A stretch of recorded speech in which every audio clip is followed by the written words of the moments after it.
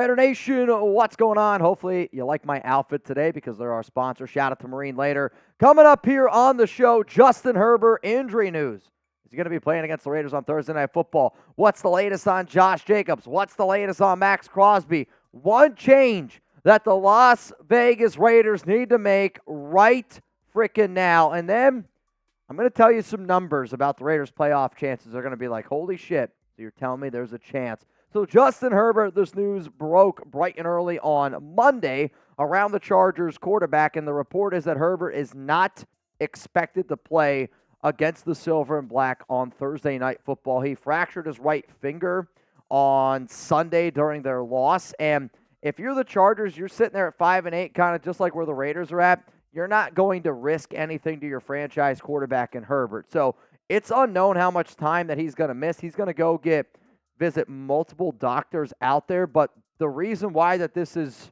a big-time story is because the Raiders, if they have any chance of making the playoffs, they have to win their next 4 games. You have to. It's the only way you're getting in.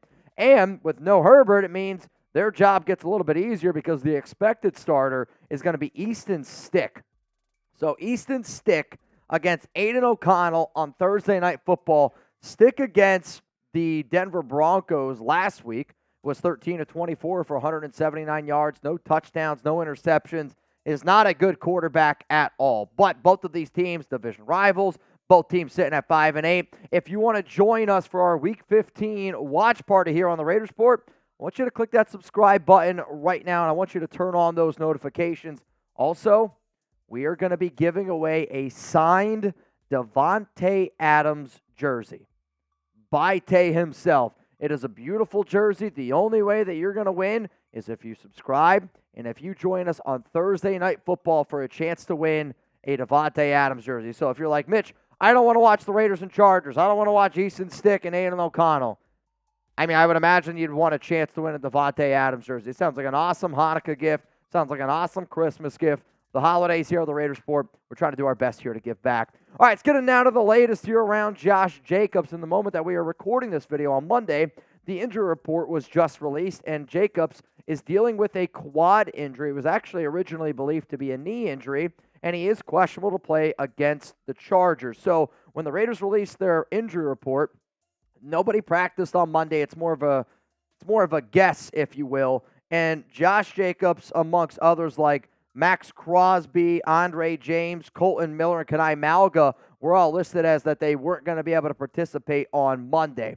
The report is that, and the reason why I think this is interesting, because originally when it was believed to be a knee, everyone was like, oh, crap, I don't know if he's going to play. Josina Anderson reported on Monday that the Raiders are not going to sign or promote a running back from the practice squad, which kind of made me believe, like, all right, I think Jacobs might actually have a shot to play. However, I want to know what you guys have to say. Yes or no, will Josh Jacobs play against the Los Angeles Chargers on Thursday Night Football? Like, do you risk playing Jacobs? Like, do you risk putting him out there? For me personally, I would say, call it in the air. Well, it's either heads, it's either tails, 2 just win babies on whether or not Jacobs is going to be able to go against the Chargers. And based on that report from Josina Anderson, it makes me more confident that Jacobs could play.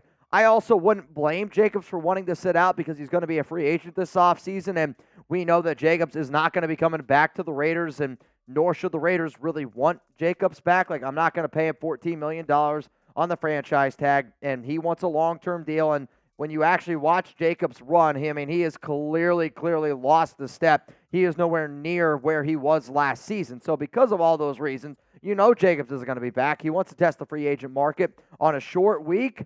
I don't know if I agree with the idea of not promoting a running back, but I do agree with the idea of why would you go out and sign any of these free agent running backs? Because as it stands right now, and again, there's more free agent backs out there, but to me, these are your top guys. And the only name that I would even consider bringing in from these names is probably James Robinson, who was just cut a few weeks ago. Like, Mark Ingram's clearly not in football shape. He's concentrating now on being an analyst. Ronald Jones stinks.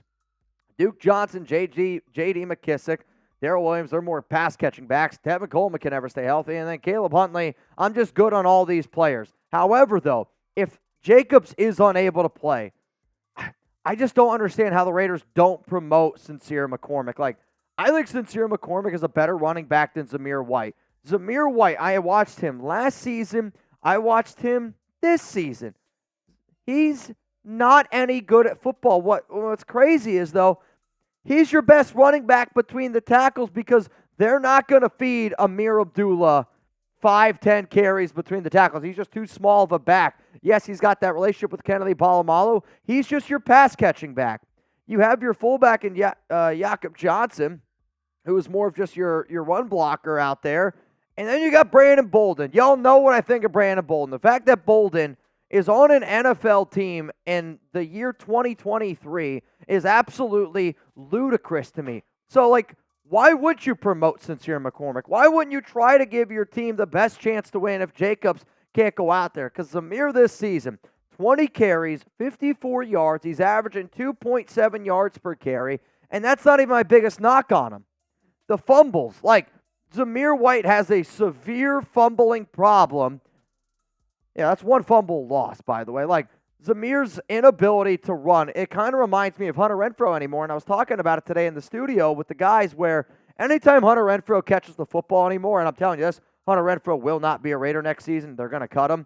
When he's running the ball like this, that's how Zamir White runs. Like, if your running back's not confident enough to run the ball with one arm, he should not be a starting running back in the NFL. So if Jacobs can't go, God, I hope that report by Josina Anderson was wrong and that they end up promoting Sincere McCormick because, sincerely, Brandon Bolden stinks, Zamir White stinks. The Raiders running back room without Jacobs, it stinks. Coming up next here on the show, an update around Maxx Crosby from Mad Max himself. We're going to break it down. We're going to tell you everything that you need to know about number 98 and kind of where he is currently at in his overall health with his knee. But a huge, huge shout out to today's sponsor, Marine Layer. And anytime during the holidays, it's always difficult shopping for people. And a lot of times when it comes to clothing items, I say, hey, babe, what do you want me to wear? And if she likes it, I'm probably going to like it as well. So for everyone that's watching right now, shout out to Marine Layer for sponsoring today's show. It's official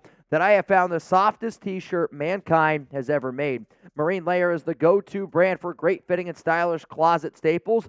Based out of California, Marine Layer clothes are the perfect mix of laid-back style that also looks and feels premium. So I think we can all admit that the perfect tee can be hard to find. Look no further than Marine Layer. And for a limited time, 15% off at marinelayer.com/chatsports. That's 15% off your entire order at marinelayer.com/chatsports. Saving your closet one shirt at a time. And if anybody out there is like, Mitch, I thought you were just rocking the shirt with Jeremy for Hanukkah, which I partly am, but I also love this shirt. And this is a shirt that my fiance Alex has been begging me to get. And finally, with Marine Layer, now we have the ability to do it. That wasn't Alex. That was actually Jeremy. But Mitch, I am rocking the shirt, which if you guys are wondering, yeah, we can go back to it real quick. The Conrad sweater polo in oatmeal blue stripe.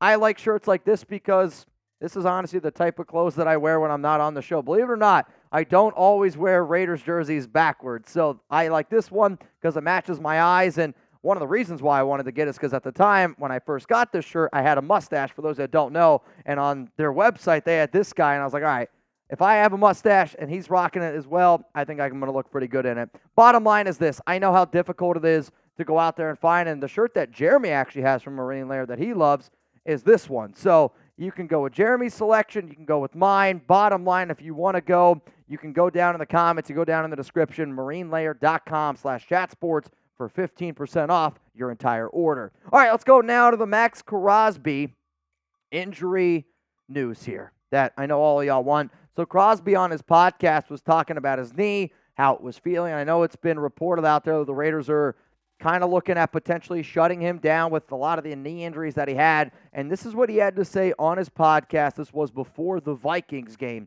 My knee is doing the best it's been. It's been a battle. This is not something that is new, but obviously it was at a different level with the infection and everything. But it's something I've been dealing with all season. So I got to take a lot of time to just take care of my body, get in the weight room, and take steps forward. It's all about gaining ground, and that's exactly what I did all week. I can't wait to get back in the building and get to work. We know Maxx Crosby is built different. He's having himself a hell of a season. 76 tackles, 13.5 sacks, 18 tackles for loss, 1 forced fumble. I mean, the dude is one of the best defensive players in the National Football League, and I kind of wish he would get more recognition. And I know if he was on a better team, he would get more recognition for everything that he does on the field. And yes, he's also the Walter Payton Man of the Year nominee. But here's the thing with Maxx Crosby before the Vikings game. He says, if I got a heartbeat in terms of is he going to be playing, whether or not, I know Mad Max wants to go out there the next 4 games, and I don't care if the Raiders' playoff percentage chances are 0. If Max says, hey, I'm 100% healthy, I'm good to go, then he's going to want to go out there and he's going to want to compete. I also know Max doesn't want to just be good. He doesn't want to just be great. When you get a tattoo of Muhammad Ali, Kobe Bryant, Michael Jordan, man, like you're trying to be a legend. And Max wants to be a legend here for the Silver and Black, and obviously he's trending in the right direction, but he has an opportunity to break a record. And he has an opportunity right now with 13.5 sacks, 4 games left. Derek Burgess set the all-time Raiders record single-season sacks, 16 back in 2005. Sean Jones, 15.5. Khalil Mack at 15. I'll tell you this right now. I am a big-time believer that Crosby is going to break this record. But here's my question. You got 4 games. You're going up against Easton Stick, Patrick Mahomes, Gardner Minshew, Russell Wilson. Those are your 4 quarterbacks, final 4 games. How many sacks will Maxx Crosby finish the season with? And shout out to the people that watch this show in the offseason, because my answer on this question in the offseason, I even made a video on it, on some predictions out there. I said that Crosby is going to break the Raiders' single-season record for most sacks in a season. I said 17. That's what I'm going to stick with. I'm not going to switch it up now. To me, Crosby is going to get at least 1 sack every single game for the remainder. And maybe he gets a half a sack somewhere in there. So I'm telling y'all right now, Crosby wants to be a legend. And we know he's going to be a legend for a long time. Those are all the reasons why I do think he ends up sticking it out and he continues to play the rest of the season. Coming up here, the one thing that the Raiders have to do. Like, there is one thing that the Raiders have to do right now, that the Raiders have to do as soon as humanly possible. And I was putting this into the show, and then I saw a tweet, and I was like, you know what? I'm just going to show some love to my guy Graff, because I could not agree with him more. To me, you either got to give Turner or Edgar Bennett the keys to the offense these next 4 games. It's worth a shot. It is clear that Bo Hardegree has no idea what the F he is doing. The offense has been bad. I mean, I've been covering the Raiders for a long time. I think the worst game I ever covered live was when the Raiders lost 24-0 to the Saints, when Derek Carr couldn't get the offense to midfield. Yesterday, watching that Vikings game was the second worst offensive game I have ever seen. The Raiders can make no adjustments in the second half. The Raiders have been able to not make any strides in terms of, do you have confidence in this offense going forward? Bo Hardegree comes from the same tree as Josh McDaniels. I get it, the fact that they've thrown away 75% of Josh McDaniels' playbook, and they're trying to do something so difficult, which is implement a new offense in the middle of the season. I get it. But the Bo Hardegree offense is worse than the Josh McDaniels offense. Like, it is. The Raiders' offense this season with McDaniels averaged 15.8 points per game. The Raiders' offense this season with Bo Hardegree is averaging 15.2 points per game. I know that the Raiders have gone up against tough defenses. Minnesota's got a good defense. The Dolphins at home, tough defense, especially with Jalen Ramsey. The Chiefs this season, good defense. The New York Jets, maybe the best defense in the NFL. I know the defenses have been more tough. But we've seen Bo Hardegree and Aidan O'Connell now for 5 games. It's not working. If you want to really make a change, that's the change I'm making. I'm saying, Bo, it's time to go skip rocks somewhere else. So Mark Davis, he met with Antonio Pierce. I know he's mad. And Devontae Adams, he's mad yet again. He left the game, or not the game, he left the locker room early after the Raiders' 3-0 loss right before the media spoke. When that type of shit starts happening, changes need to go. You can't just continue to say, oh, we're going to prepare, we're going to do X, Y, and Z. I think Antonio Pierce was very frustrated at his press conference today for obvious reasons. However, though, you had your opportunity, Bo. At this point, if you moved on from McDaniels, let's just keep moving on, because Bo Hardegree, I'm sorry, he ain't it. Coming up next here on the show, and this is the last one for today, the Raiders' playoff chances. And I know some of y'all are going to roll your eyes. Hell, I'm rolling my eyes just thinking about that I'm talking about this. But I do have to bring it up because a lot of people out there say, oh, we're not going to make it. We have a 0% chance to make it.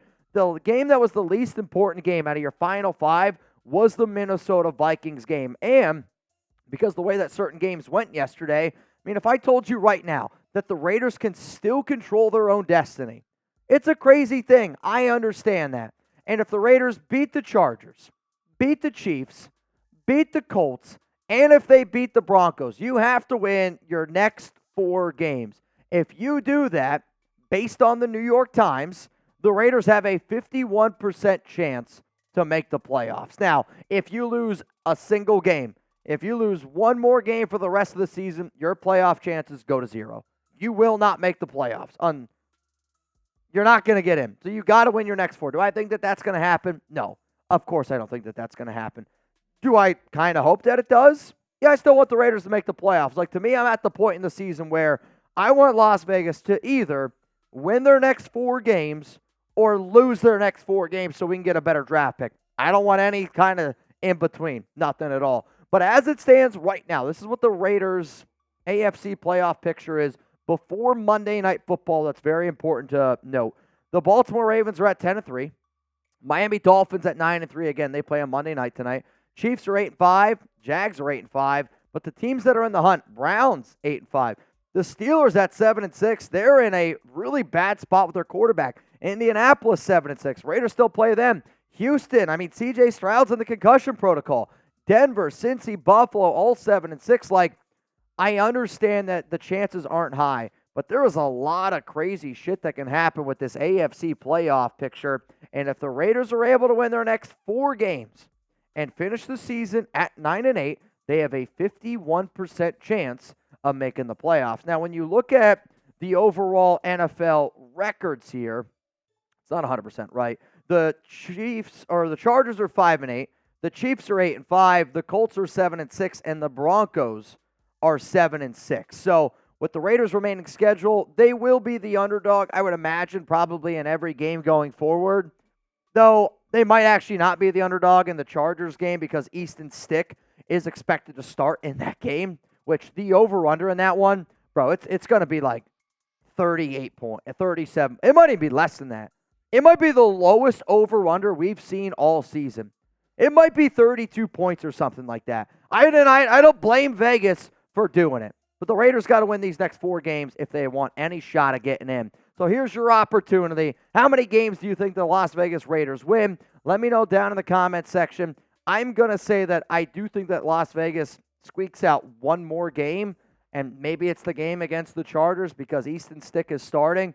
But as I said earlier, I want the Raiders to either win their next 4 to go 9-8, or I want the Raiders to lose their next 4, go 5-12, and get a better draft pick. If you were to ask me to bet my house, to put some money down on it, I would say at best, the Raiders are going to win 6 games this season. At best, they will win one more game. I don't see how in hell they can beat Kansas City. The way the Broncos have been playing, I don't even think they're going to beat the Broncos. The Colts are always a tough game for the Raiders. Your only chance to win a game for the remainder of the season, in my personal opinion, is against the Chargers. And it pains me to say that. I hate saying that kind of stuff. But I do try to be real with all y'all. Before I end today's news and rumors, for those of you that are watching this live, you'll know that I already covered this around the Raiders signing DJ Fluker to help build a little bit extra depth there to the offensive line, offensive tackle, offensive guard, can play multiple position, former first-round pick out of Alabama back in the 2013 draft. To make sure you never miss anything going on around the silver and black, follow me on IG, follow me on Twitter, @MitchellRenz365.